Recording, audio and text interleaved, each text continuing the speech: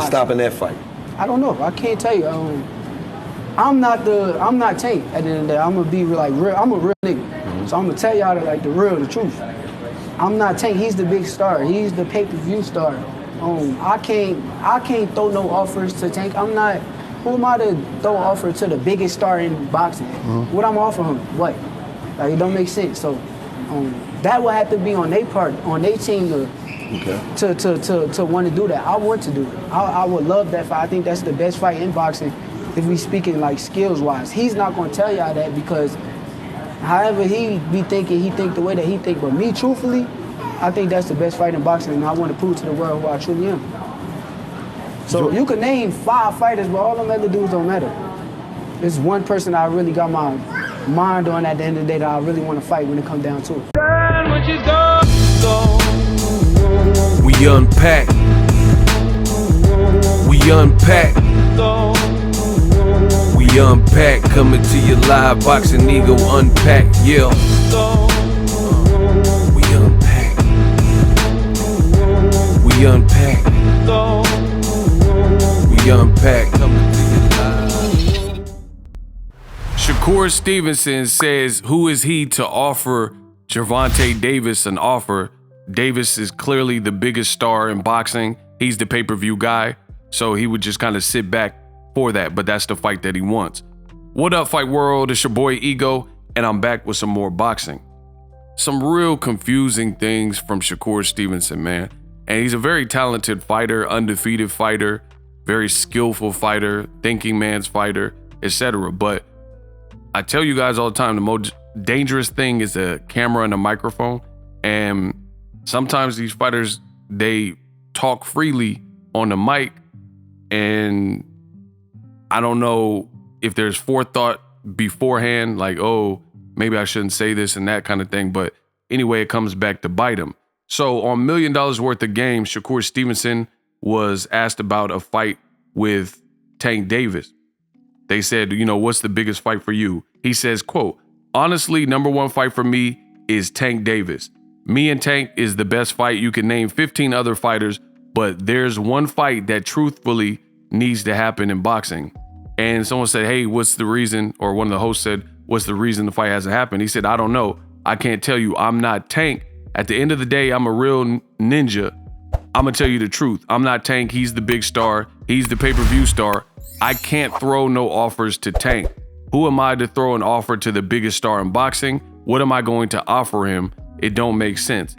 That would have to be on their part, on their team, to want to do that.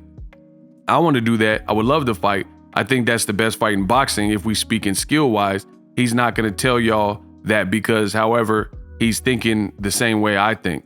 But me, truthfully, I think that's the best fight in boxing, and I want to prove to the world who I truly am.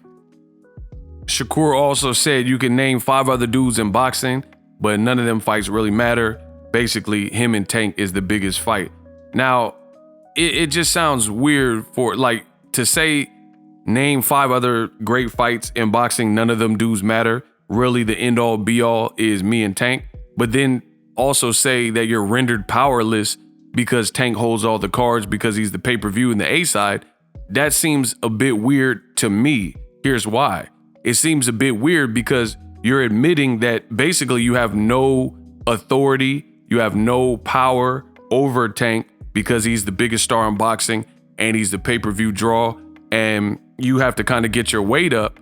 So to me, it seems like maybe fighting some of those other dudes where it would be a little bit more of a negotiation where you have more leverage. Like, hey, I'm a US Olympian.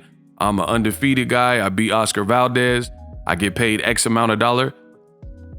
Then that would only, one, as a fighter, ready you for a potential Gervonta Davis fight.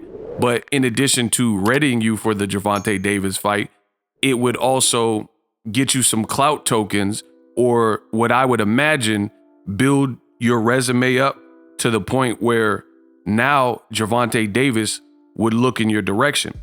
Let me give you a Mayweather example and analogy to further break this down. So, for example, people could say whatever they want about Floyd. Easy work. I ain't got to worry about hard work. Dedicate. Like I said before, he's a young, hungry lion. People say whatever they want. Floyd waited till people got old to fight him. Floyd waited till people got out of prime to fight him. All these goofy things. But the reality is this. None of that was true. What Floyd did do in the Money Mayweather era of his career is this. If he's going to fight you, you got to pay like you weigh and you got to get your weight up. So if you do something that eliminates doubts, if you do something that gets the world of boxing talking, if you bring a fan base, if you bring a different market, then you're more likely to score a fight with Floyd Mayweather. So for example, Ricky Hatton is a British undefeated fighter when Floyd Mayweather fought him. When they actually fought in Las Vegas, it almost appeared as if Ricky Hatton had more support in Vegas, in the States, than Floyd Mayweather, who's from the United States. There were bands and they had like trumpets, and the Ricky Hatton fans went crazy. They were like almost overtook the MGM or wherever they fought in Vegas, and they really showed up, similar to like prime Conor McGregor and guys like that. His fans really showed out. So he brought a completely different market. He's not from Iowa or Idaho or something in the States. He's from the UK, and they did a press tour, and one of the press tour stops was in the UK, and UK fans came out to see their guy, Ricky the Hitman Hatton, Manny Pacquiao. I mean, I don't have to go into so much detail with Pacquiao. Pacquiao was a global phenom. He's probably still the most famous person from the Philippines ever, or at least top 3, right? You guys name someone else from the Philippines that's more regarded and well-known and household name than Pacquiao, right? So he brought a completely different market. He had made his name in the States, and he had done 1 million plus buys on his own. Cotto, De La Hoya. I mean, I can't really say De La Hoya because he was the A-side in that equation, but you guys get the gist of it. So the point I'm making is if you make some noise, it seems like that's how you score the bigger fights with the A-side guys. Like, okay, this man's making some rumbling. We could do great business together. Fans want to see the fight, etc. Look at Marcos Maidana. When he never got a Floyd Mayweather call, never was on the chopping block or the negotiating block for Floyd Mayweather. But then when Maidana beat Adrian Broner, that was like a peak win for him. Then he fights Floyd Mayweather next because Floyd's seen that. He's like, all right, he shook up the game by beating an undefeated Broner who had a lot of momentum.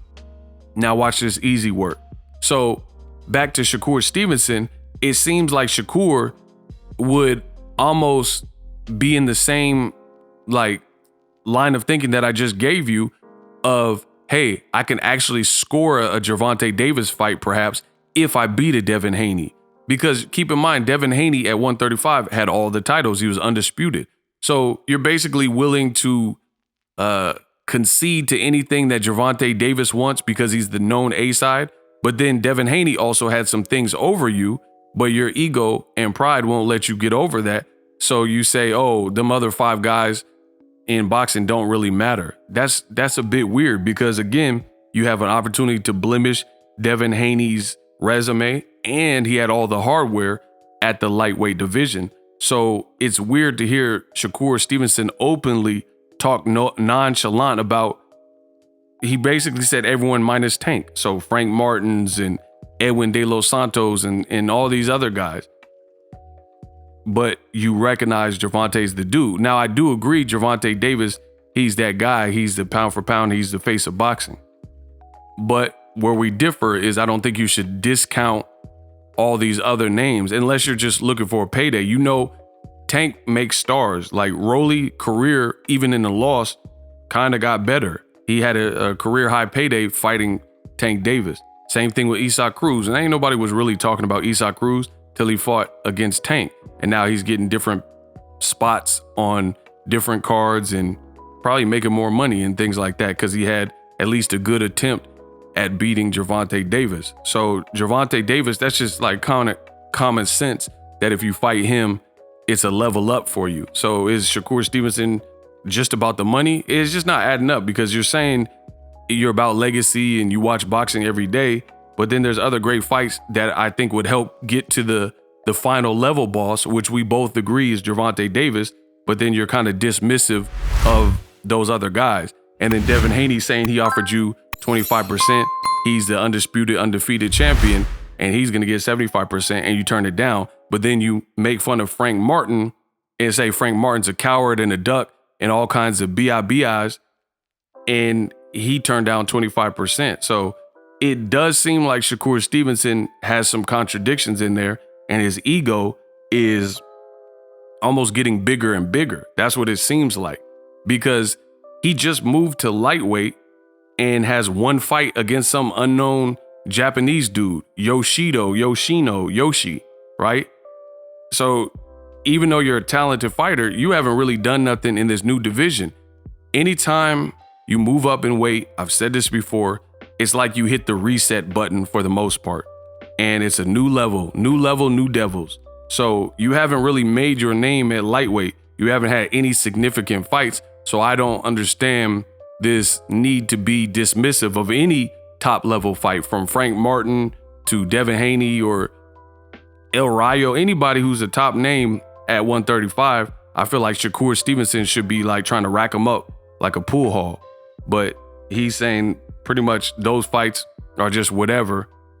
It's all about the Tank fight, and, you know, possibly Tank got to make me an offer. I'll just take whatever Tank throws at me, because he knows he'll make a lot of money there. So a bit weird. A lot of these fighters that keep getting on the mic and saying stuff, and I don't know if it helps their brand.